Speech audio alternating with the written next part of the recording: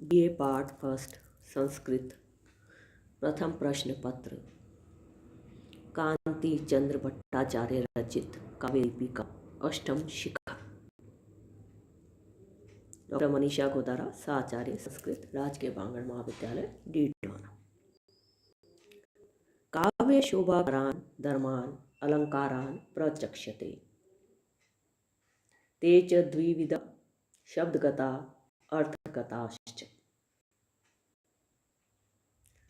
काव्य शोभाकरान काव्य की शोभा बढ़ाने वाले, धर्मान धर्म को, अलंकारान प्रचक्ष्यते अलंकार कहते हैं। काव्य की शोभा बढ़ाने वाले धर्म को अलंकार कहते हैं। ते च द्विविधा अलंकार के भेद वे दो प्रकार के होते हैं।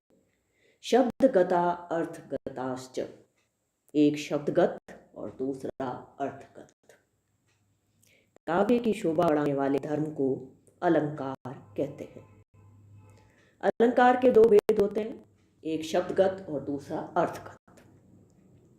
शब्दगता शब्दगत अलंकार अनुप्रास यमक आदय, अनुप्रास यमक आदि शब्दगत अलंकार हैं। तत्र अनुप्रासः, अनुप्रास का लक्षण और उदाहरण देते हुए कांति चंद्र भट्टाचार्य लिखते हैं, अनुप्रास शब्द साम्यम वैषम्य अपि सरस्य यत् विश्वनाथ। विश्वनाथ ने अनुप्रास का लक्षण दिया है। अनुप्रास शब्द साम्यम वैषम्य अपि स्वस्य यत्,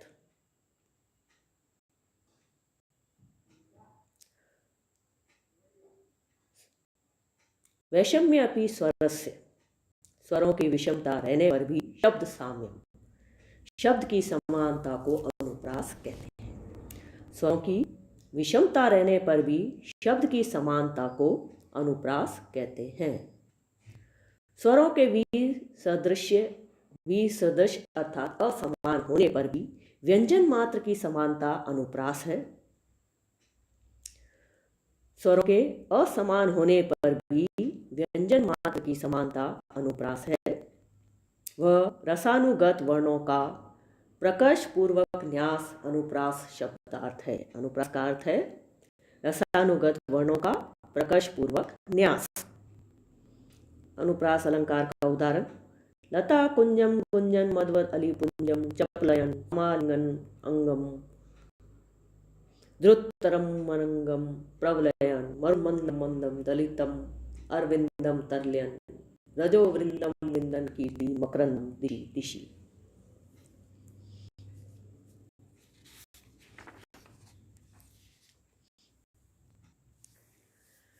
प्रस्तुत उदाहरण के प्रथम पाद में नंज नंज, द्वितीय पाद में गंग गंग, तृतीय तथा चतुर्थ पाद में नंदम नंदम व्यंजनों की पुनः पुनः आवृत्ति हुई है।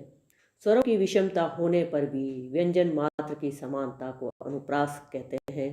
प्रस्तुत उदाहरण में ये लक्षण पूर्णतया घटित होता है, अतः इसमें अनुप्रास अलंकार है।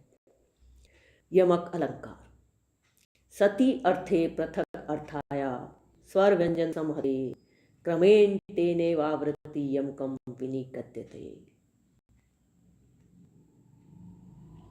सति अर्थे अर्थ पृथक अर्थाया एक दूसरे से पृथक भिन्न अर्थ वाले स्वर और व्यंजन समूह की तेनेव क्रमेण आवृत्ति, उसी क्रम से आवृत्ति को यमक अलंकार कहते हैं।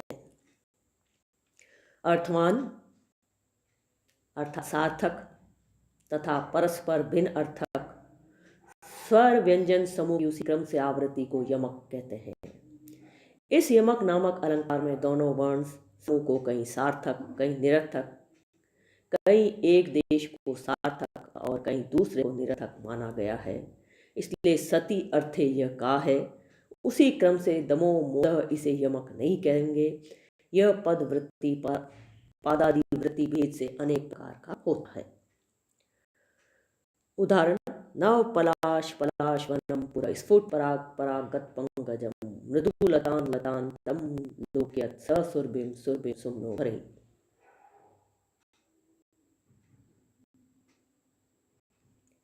प्रस्तुत उदाहरण के प्रथम पाद में दोनों पद पलाश पलाश सार्थक हैं। द्वितीय में प्रथम पद पराग सार्थक है। तृतीय में द्वितीय पद लतांत सार्थक है। चतुर्थ में रबिंसु रबिंसु दोनों ही निरर्थक है।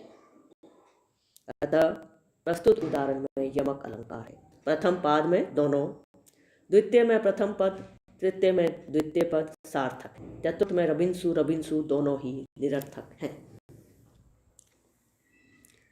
तीसरा अलंकार श्लेष। श्लेष्टै पदै अनेक अर्थाभिधाने श्लेष इष्यते। श्लेष्टै पदै अनेक अर्थाभिधाने श्लेष इष्यते। श्लेष युक्त पदों से अनेक अर्थों का कथन श्लेष अलंकार है। श्लेष पदों से अनेक अर्थों का कथन श्लेष अलंकार है। यह वर्ण प्रत्यय प्रकृति पद श्लेष आदि के भेद से अनेक प्रकार का होता है। यह वर्ण प्रत्यय प्रकृति पद श्लेष आदि के भेद से अनेक प्रकार का होता है। जैसे प्रतिकूलताम उपगते ही विधौ विफलत्वम एति बहुसाधनता अवलंबनाय दिन भर्तुर्भून पतिष्यत कर शस्त्रम अपि। अत्र विधौ, इस पद में विधु और विधि शब्दों में उकार और इकार वर्णों के स्थान पर औकार रूप हो जाने से वर्ण श्लेष है।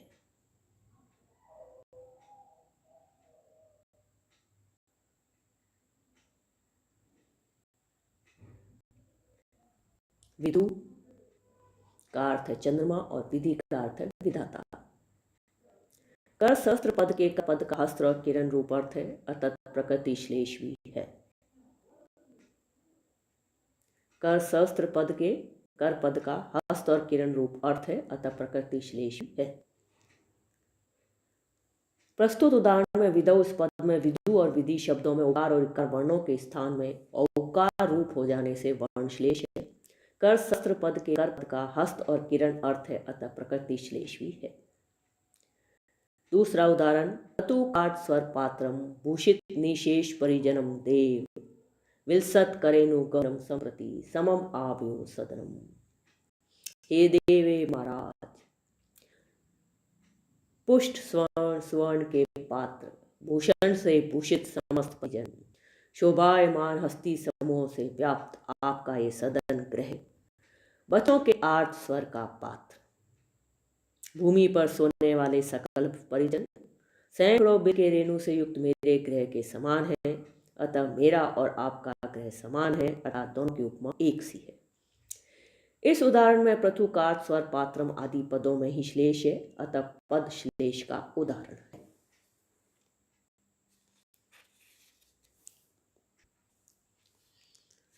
अर्थालंकार स्वभावोक्ति और उपमा आदि अर्थालंकार हैं। इन अलंकारों में स्वभावोक्ति वस्तु स्वभाव वर्णात्मक है।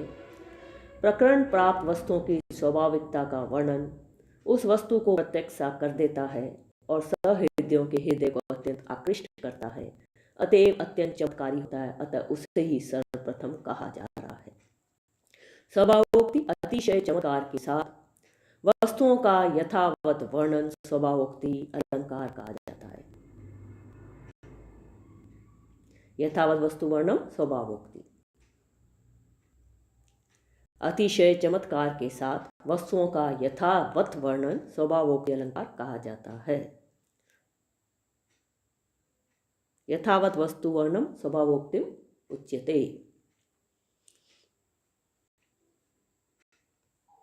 जैसे अभिज्ञान शाकुंतलम में ग्रीवा भंगाभिरामम मूर अनुपत्ति सिन्ने बत दष्टि पश्चादेन प्रविष्ट शरपतन भयाद भूयसा पूर्व कायम दर्भई अर्धाव लीडे शम विवत मुख भ्रंशिभी कीर्ण वर्तमा पशु तक्र प्लुतत्वात् वियति बहुतरम स्तोकम उर्व्याम प्रयाति। प्रस्तुत पद्य में बाण लगने के भय से भागते हिरण का स्वाभाविक वर्णन किया गया है, अतः इस उदाहरण में स्वभावोक्ति अलंकार है। अभिज्ञान शाकुंतलम के पंचम अंक के आदि में कंचुकी की जरावता का वर्णन उसी के सप्तम अंक में राजपुत्र भरत का सिंह शिशु को पकड़ना आदि स्वाभाविकता का वर्णन इस अलंकार का उदाहरण है।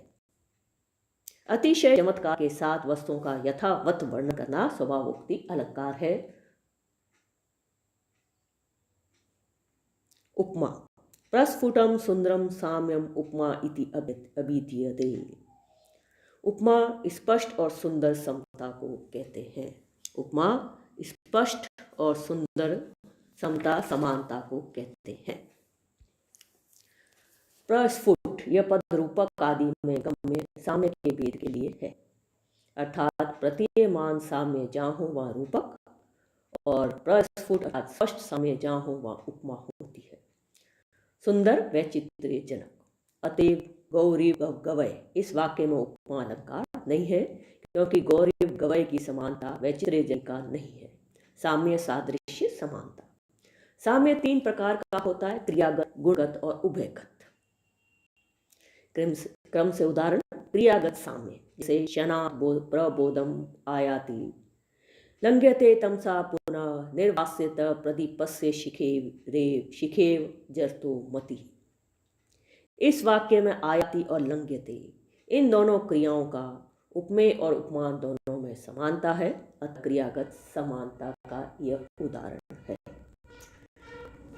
गुणगत, हरसु किंचित परिलुप्त धैर्यश्चंद्रोदय आरंभ एवांबु राशि उमा मुखे बिंफलाद रुष्टे व्यापार्या मास विलोचनानि। इस श्लोक में परिलुप्त धैर्यत्व गुण समुद्र और शिव दोनों में समान है, क्योंकि दोनों का धैर्य छूट गया है। अतः गुणगत उपमा गुणगत साम्य उपमा का अलंकार का उदाहरण है। उभयगत, स्नप्यति हृदेशम स्ने निष्यन्दिते धवल बहल मुग्धा दुग्ध लिए दृष्टि। इस पद्य में स्नप्यति इस क्रिया की स्ने निष्यन्दिनी धवल बहल मुग्धा इन गुणों की समानता है, अर्थात उभयगत साम्य का उदाहरण।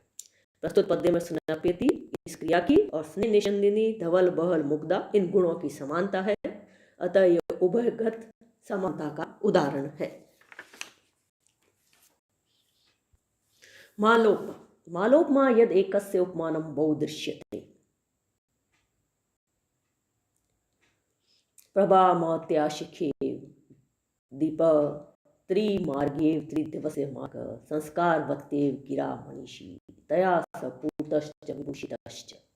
यहाँ पर एक उपमेय के अनेक उपमान कहे गए हों वहाँ मालोपमा अलंकार होता है। यहाँ पर एक उपमेय के अनेक उपमान कहे गए हों वहाँ मालोपमा अलंकार होता है। प्रस्तुत उदाहरण में हिमालय एक उपमेय के अनेक उपमान कहे गए हैं, अतः मालोपमा अलंकार है।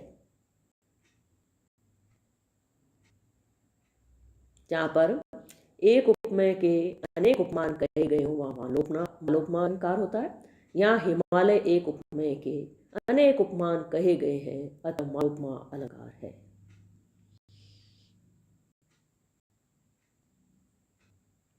रूपम, रूपकम, तद रूपकम अभेदो य उपमान उपमेयो।